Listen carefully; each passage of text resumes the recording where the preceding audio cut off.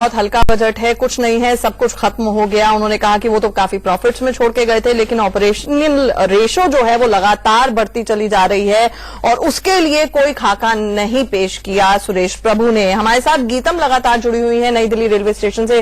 गीतम, एक बार फिर से आपके पास चलते हैं, वहां पर यात्रियों की किस किस्म की प्रतिक्रियाएं हैं?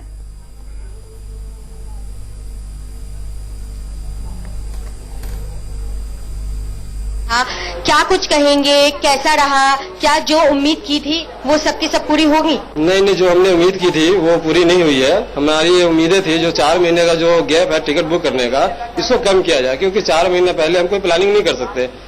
कम से कम इसको महीना 1.5 महीना पहले किया जाए तो अच्छा रहता है। और जब ट्रेवल्स करते हैं तो ट्रेनों में साफ सफाई नहीं होती है, लोग टॉयलेट में बैठ के जाते हैं। सबसे बड़ी समस्या हमारे लिए ये है, इतना परेशानी होना पड़ता है, सामान हमारे कहीं और छूट जाते हैं, हम कहीं और छूट जाते हैं और टाइम से हम लोग नहीं चल पाते हैं। ये दिक्कतें हमारे सामने है। और पीने का पानी का सबसे बड़ा समस्या है, ये नई दिल्ली स्टेशन के पास हमें यहाँ पीने के पानी की समस्या बहुत बड़ी समस्या है, जो बिल्कुल पीने का पानी और सफाई यहाँ पर आंचल कहीं ना कहीं लोगों को उम्मीद थी लेकिन पूरी नहीं होती। देखिए, कुलियों को लेके भी इस बार हमने बजट में देखा कि काफी सारी बातें कही गई। आप बताइए, कहा गया है आपके स्किल पे काम किया जाएगा, तमाम सारी सुविधाएं दी जाएंगी?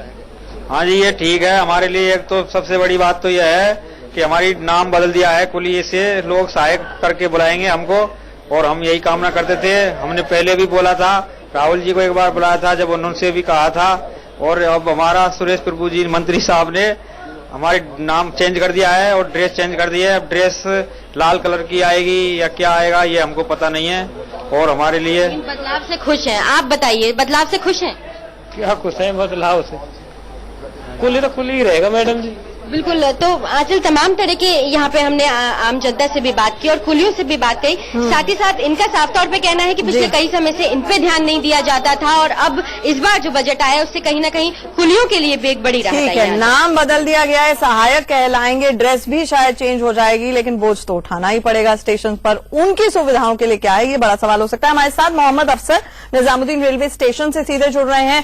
मोहम्मद अफसर, ये जानना चाहेंगे कि आम जनता इस वक्त किस तरह से रिएक्ट कर रही है? प्रभु साहब ने उनके लिए क्या किया है? नई ट्रेनें नहीं है, लेकिन जो भाड़ा है वो भी नहीं बढ़ाया रेल मंत्री ने।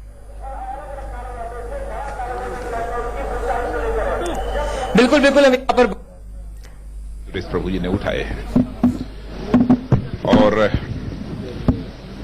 मैं मानता हूं कि अपने में एक विशेष प्रकार का यह बजट है। सर, जो वायदे किए गए हैं, चाहे वो आधारभूत संरचना की बात हो या टिकट में रिफॉर्म्स की बात हो, कंफर्मेशन की बात हो, 2020 तक का लक्ष्य दिया गया है। तो आपको क्या लगता है कि थोड़ी सी देर है? मैं समझता हूं कि पिछले 60-65 वर्षों में जो चीज नहीं हो पाई उसको यदि हम 2-3 वर्ष में पूरा करते हैं तो इससे बड़ी उपलब्धि हमारी और दूसरी क्या हो सकती है? आलोचना ये रहती है कि जितनी भी पॉलिसीज बीजेपी ला रही है वो सारी पॉलिसीज उन्हीं की है और उनका नाम बदल के आप सिर्फ अपनी पार्टी और बीजेपी अपना सारा श्रेय ले लेते। मैं समझता हूं कि जो भी पॉलिसी इस समय हमारी गवर्नमेंट ने तय की है, शायद इसके पहले कांग्रेस लेड यूपीए गवर्नमेंट ने अथवा कांग्रेस गवर्नमेंट ने इस प्रकार की पॉलिसी नहीं बनाई थी।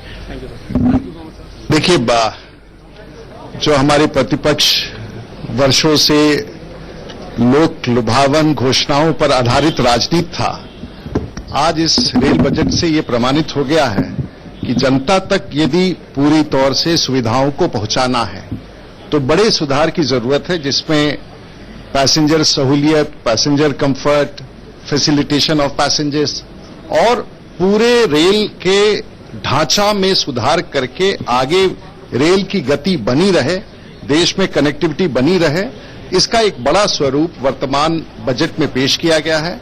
मुझे लगता है कि सुरेश प्रभु जी ने जो पिछले वर्ष बजट पेश किया था उसकी ही गति बढ़ाने की दिशा में इस बार, और रेल के भीतर कई सुधारों का जो गुंजाइश थी उसमें गति दे करके आने वाले दिनों में सामान्य व्यक्ति तक रेल के लाभ को पहुंचाने की बड़ी घोषणा आज के बजट में की है। रेल मंत्री को कितना नंबर देंगे 10 में से? देखिए, वो तो फर्स्ट क्लास फर्स्ट है, इसमें कहीं कोई गुंजाइश नहीं है और इसका नंबर तो जनता देती है। तो घोषणाओं से बचकर के जन सुविधा को पहुंचाने का ये आम बजट है और मुझे लगता है देश के प्रधानमंत्री जी ने भी व्यक्तिगत तौर से सुरेश प्रभु जी को बधाई दिया है और हम सब सांसद एक नए रूपरेखा के तहत रेल की गति बढ़ाने में और रेल की को दूर तक पहुंचाने का काम किया है। हम बधाई देना चाहेंगे। about the projects that the government has initiated are something Well, they were just announcements. We are talking about actual delivery on ground for the customers, for the passengers and for the people of this country. We are all a bit mystified by rail की whether गति कितनी बढ़ाई सुरेश प्रभु ने। शशि थरूर भी कुछ कह रहे हैं, कांग्रेस के सांसद, सुन लेते हैं। references to everything from innovative financing to monetization of assets, all sorts of very impressive terms.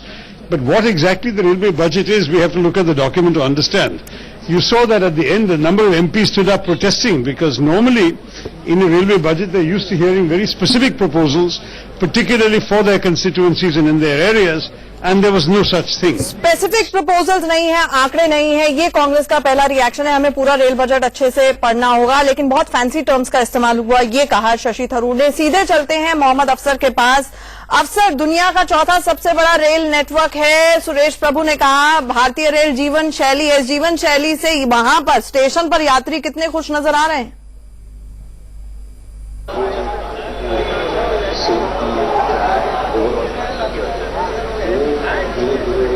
ठीक है, हम अफसर पर बात पे लौटने की कोशिश करते हैं। वेंकैया नायडू कुछ कह रहे हैं, ये भी सुन लेते हैं।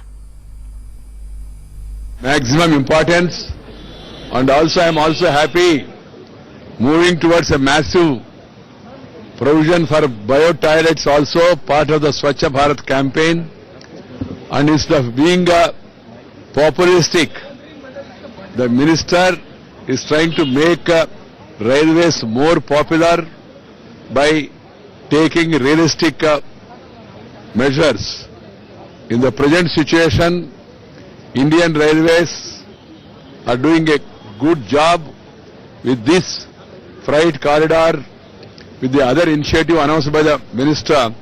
The railways will reach further heights and serve the people of India to their satisfaction. I want to ask you, yesterday you cited a poem about no post office.